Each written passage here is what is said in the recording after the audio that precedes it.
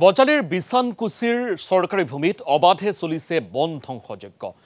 মূল্যৱান গছ এফালৰ পৰা কাটি তহিলং কৰিছে চোৰাং কাঠ ব্যৱসায়ীয়ে। প্ৰতিদিন টাইমৰ কেমেৰাত বন্দী হৈছে চোৰাং ব্যৱসায়ীয়ে বনাঞ্চলত কাঠ কাটি থকাৰ দৃশ্য। পৰিস্থিতি পৰ্যবেক্ষণৰ বাবে ঘটনাস্থলী পৰিদৰ্শন কৰিছে বন সংমণ্ডল বিভাগ, ৰাজচক্ৰ বিষয়াৰ কাৰ্যালয়ৰ বিষয়া।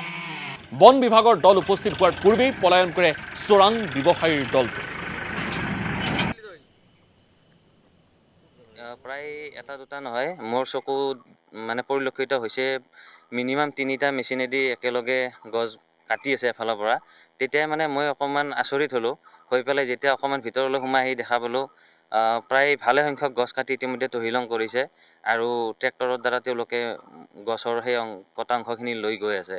লগ মোৰ এই দৃশ্য পৰিলক্ষিত হোৱাতে মই আমাৰ বিট অফিচাৰ ডাঙৰীয়াক পাঠশালা তেখেতক মই অৱগত কৰিলোঁ আৰু তেওঁলোকে ইতিমধ্যে ইয়াতে আহি পাইছে আৰু যিখিনি যাৱতীয় ব্যৱস্থা তেওঁলোকে ইতিমধ্যে পদক্ষেপ গ্ৰহণ কৰিছে।